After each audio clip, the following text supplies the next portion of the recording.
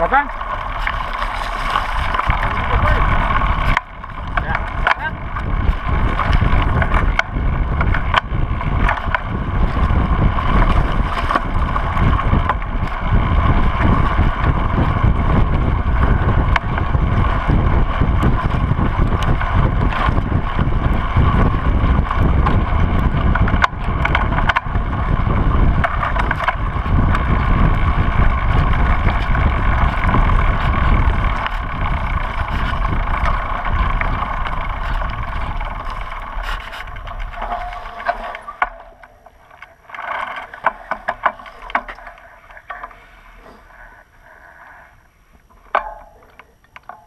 Am obosit, frate.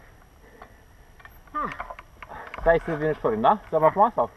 Stau. Nu știu, poliți, poți. Așa de aia, așa. Trebuie să ai mai gândit? Să și asta așa. Sau nu, în direcția asta. Și tu la fel.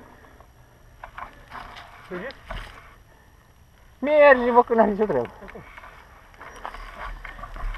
Am zis că mă duc.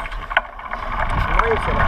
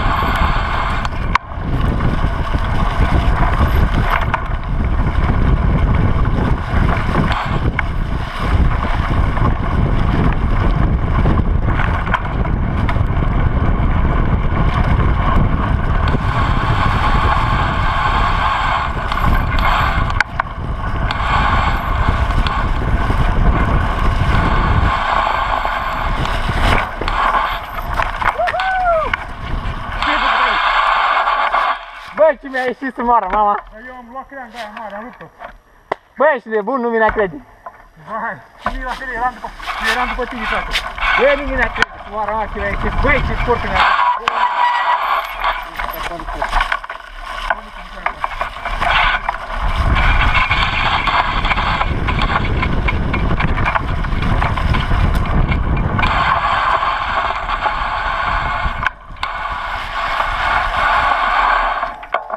Ce poți să fac, mă? Nu s-o căzut. Mă sui perete. Hă? Mă sui perete. Te sui perete? Fain, hă? Și n-a căzut. Hai acum cu bine.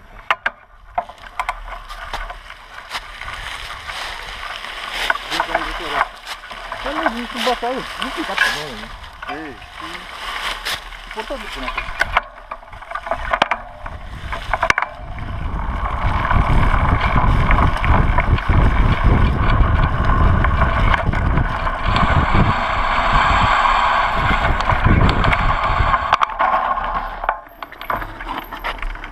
Deci dacă nu s-a făcut filmarea asta, nu cunoscut.